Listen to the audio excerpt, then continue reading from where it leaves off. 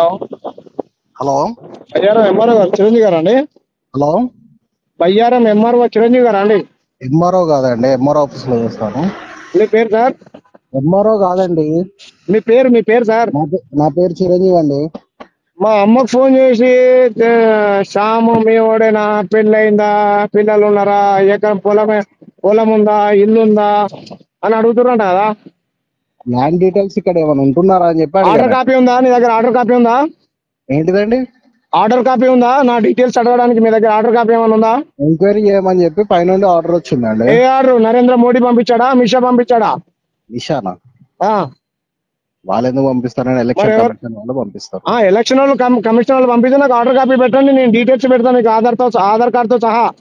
Okay, అక్కడ ఉన్నటువంటి పోడు భూములు మొత్తం రాజకీయ నాయకులు మింగుతా ఉంటే వాళ్ళ గురించి పనిచేయాలి కదా మీరు. అది ఎంఆర్ఓ గారి కంప్లైంట్ ఇవ్వండి.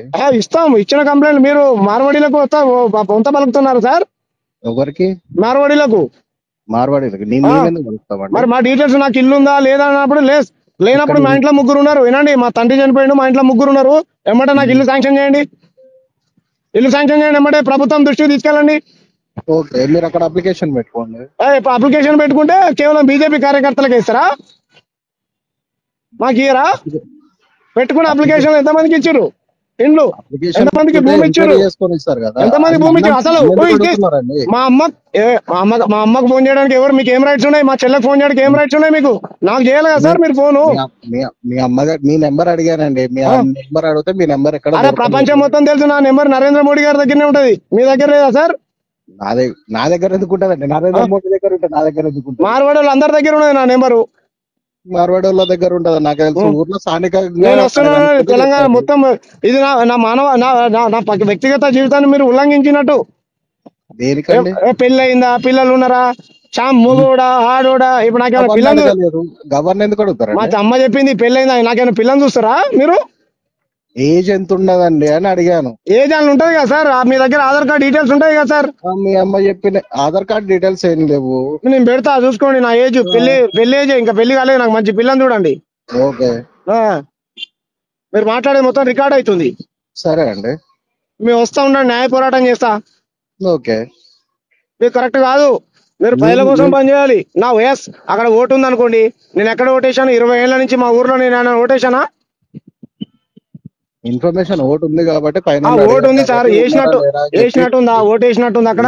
ఇన్ఫర్మేషన్ అనేది మా దగ్గర ఉండదు కదా. పైన ఎలక్షన్ కమిషన్ వాళ్ళ దగ్గర. ఎలక్షన్ కమిషన్ అంటే మాకు తెలుసు సార్. రాహుల్ గాంధీ గారు ఎలక్షన్ కమిషన్ లో కొట్లాడినాడు. ఏది న్యాయం అయితే న్యాయం. ఎలక్షన్ కమిషన్ అనేది ఇండిపెండెంట్ బాడీ కదా. అంతే కదా సార్.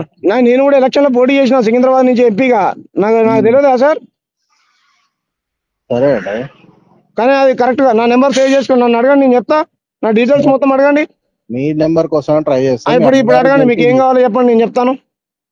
ఇక్కడ ఓటు 2 ఓట్లు ఉన్నాయని వచ్చింది. ఇక్కడ మరి ఇక్కడ ఉంచాలా లేకపోతే అక్కడ ఉంచాలా అని చెప్పి అడుగుతున్నా. ఇక్కడనే నేను అక్కడ ఓటు వేస్తున్నానా? నేను మీ దగ్గర ఆ డీటెయిల్ ఉందా? అక్కడ ఓటు వేస్తున్నానా లేదా?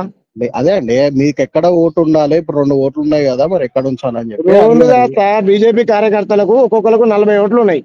అవి ఇప్పుడు మా దృష్టికి ఇప్పుడు మీద వచ్చింది కాబట్టి మేము అడుగుతున్నాం. అది సరే సార్, మా ఊర్లో ఉన్నప్పుడు అక్కడ అప్లికేషన్ పెట్టినా ఉందేమో, అది నేను క్యాన్సిల్ చేసుకోలేదు కావచ్చు. ఓకే, ఇక్కడ వద్దనుకుంటే మీరు ఒక లెటర్ రాసి ఇక్కడ వద్దు, ఇక్కడ నుండి తీసేయండి, నేను అక్కడనే ఉంటున్నా అని చెప్పండి. మరి నేను పెడతాను సార్, అది పెడతాను. ఓకే, నా క్వశ్చన్ ఏంటంటే, నా క్వశ్చన్ సూటిగా వినండి.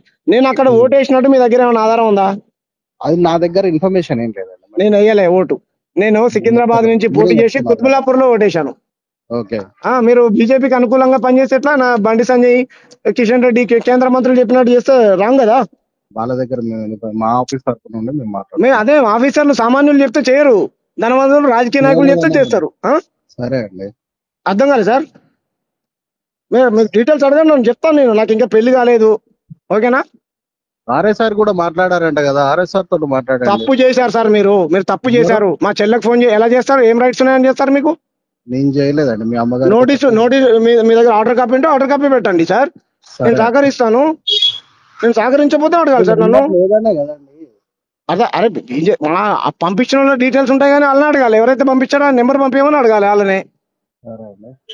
వాళ్ళని అడగాలి కదా సార్. ఎందుకుండదు సార్? నెంబరు ఉంటాయి కదా. మీరు తప్పు చేశారు సార్. సరే అండి. మీ పేరు సార్ చిరంజీవా? అవునండి. మీ డిజిగ్నేషన్ ఏంటి సార్? నేను జూనియర్ అసిస్టెంట్ అండి. మీ ఎంఆర్ఓ ఆఫీసులో? అవునండి. ఎంఆర్ఓ ఆఫీసు ఫోన్ చేయడానికి రైట్స్ లేవు తెలుసా సార్? మా పర్సనల్ డీటెయిల్స్, పెళ్లి అయిందా, పెళ్లి కాలేదా, పొలం ఉందా లేదా అంటే లేదు, నాకు పొలం ఎకరమే ఉన్నది పొలం. మా అయ్య కాయ కష్టం చేసి మమ్మల్ని సాధిండు. ఇంతవరకు నరేంద్ర మోడీ ఇవ్వలేదు మాకు పొలము, అమిత్ షా ఇవ్వలేదు, జేపీ నడ్డా ఇవ్వలేదు, బండి సంజయ్ ఇవ్వలేదు, రేవంత్ రెడ్డి ఇవ్వలేదు, కేసీఆర్ ఇవ్వలేదు. మరి ఇవ్వాలి కదా. అయ్యో మరి పేదోడు పిల్లోడు ప్రజల కోసం కొట్లాడుతున్నానని చెప్పి లెటర్ పెట్టండి మీరే.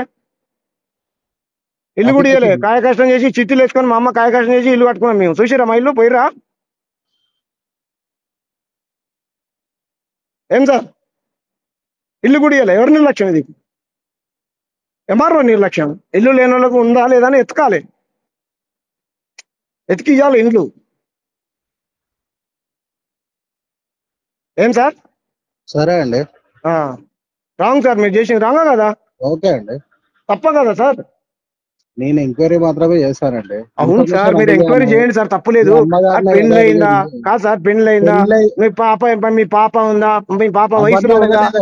వయసు మీద ఉందా? వయసులో లేదా? అడగలేదండి.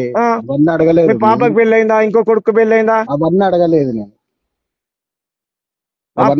ఇప్పుడు వాళ్ళు చదువుకున్న వాళ్ళు మా అమ్మకి ఫోన్ వస్తే ఏమనుకుంటారు? ఇప్పుడు అవన్నీ అడగలేదండి.